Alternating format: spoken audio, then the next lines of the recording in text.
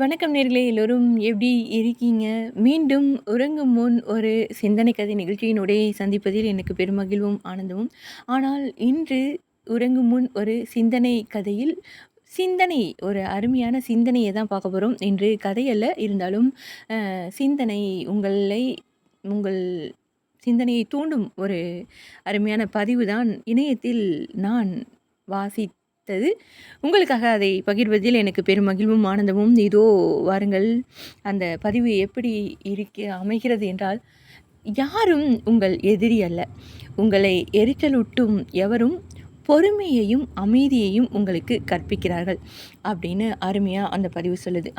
உங்களை கைவிடும் எவரும் உங்கள் சொந்த கால்ல எப்படி நிற்கிறது அப்படின்னு உங்களுக்கு கற்பிக்கிறாங்க. உங்களை புண்படுத்தும் எவருமே மன்னிப்பு மற்றும் இரக்கத்தை உங்களுக்கு கற்பிக்கிறாங்க அப்படின்னு சொல்லுது. மேலும் அந்த பதிவு என்ன சொல்லுதுன்னா, நீங்கள் வெறுக்கும் எதையும் உங்களுக்கு கற்றுக் கொடுக்கிறது நிபந்தனையற்ற அன்பு. அப்படின்னு சொல்லுது. நீங்கள் அஞ்சும் எதுவும் உங்கள் அச்சங்களை வெல்லும் தைரியத்தை உங்களுக்கு கற்பிக்கிறது. மேலும் என்ன சொல்ல வருது அந்த பதிவுனா, உங்களால் கட்டுப்படுத்த முடியாத எதுவும் விடு அப்படின்னு உங்களுக்கு கற்பிக்கிறது. இப்போது அதெல்லாம் வந்துட்டு உங்கள் கை மீறி சில விஷயங்கள் போகுது இல்லையா, அதை அப்படியே விட்டுருங்க அப்படின்னு வந்துட்டு கற்பிக்குது. அவ்வளோதான். மனிதனிடமிருந்து நீங்கள் பெறும் எந்த இல்லை, அதாவது யாராவது இல்லை அப்படின்னு சொல்கிறாங்க அப்படின்னா, சுதந்திரமாக இருக்க உங்களுக்கு கற்றுக் கொடுக்குது அப்படின்னு சொல்லுது. நீங்கள் எதிர்கொள்ளும் எந்த பிரச்சனைகளுக்கான தீர்வை எவ்வாறு பெறுவது அப்படின்னு உங்களுக்கு கற்றுக் கொடுக்குது அப்படின்னு வந்துட்டு அந்த பதிவு சொல்லுது. மக்களிடமிருந்து நீங்கள் பெறும் எந்த தாக்குதலும் சிறந்த தற்காப்பு வடிவத்தை உங்களுக்கு கற்பிக்கிறது. உங்களை இழிவாக பார்க்கும் எவரும் படைப்பாளரை நோக்கி பார்க்க கற்றுக் கொடுக்கிறார்கள் அப்படின்னு சொல்லுது. வாழ்க்கையின் ஒவ்வொரு கட்டத்திலும் நீங்கள் எதிர்கொள்ளும் ஒவ்வொரு சூழ்நிலையிலும் பாடத்தை எப்போதும் கவனிங்கள். கண்ணியமாகவும், அமைதியாகவும், மென்மையாகவும், கடவுளுக்கு நன்றியுள்ளவராகவும் இருங்கள். ஏன்னா அவர் இறுதி வரை உங்களுடன் இருப்பவர்.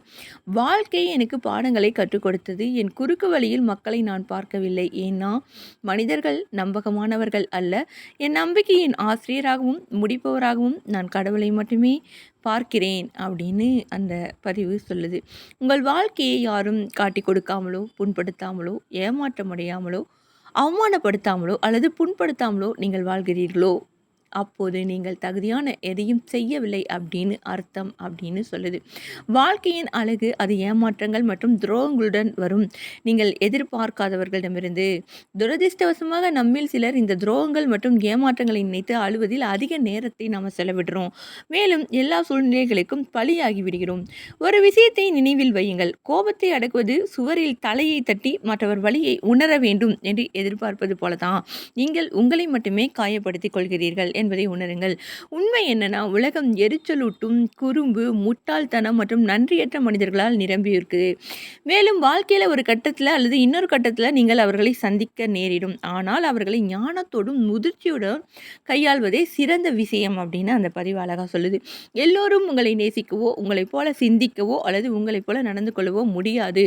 ஒருபோதும் அதை நீங்கள் புரிந்து கொள்ளுங்கள் அப்படின்னு சொல்லுது. சில விஷயங்களை சகித்து கொள்ளவும், கவனிக்காமல் இருக்கவும் கற்றுக்கொள்ள வேண்டும். மற்றவர்களின் குறைகளை புதைத்துவிட்டு வாழ்க்கையை தொடர முயற்சிக்க வேண்டும். கோபம், வெறுப்பு மற்றும் சகிப்பின்மை ஆகியவை உலகின் பெரும்பாலான பிரச்சனைகளை உண்டாக்கி இருக்கு.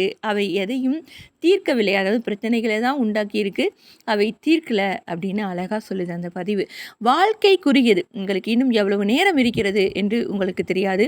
வழியை எடுத்துக்கொண்டு அந்த சிறப்புமிக்க நபரை மன்னித்து உங்கள் மனக்குறைகளை தீர்த்து கொள்ளும்படி உங்களை மன்றாடுகிறேன் அப்படின்னு சொல்லுது. தைரியத்தை கூட்டி நீங்கள் புண்படுத்திய நபரிடம் மன்னிப்பு கேளுங்கள்.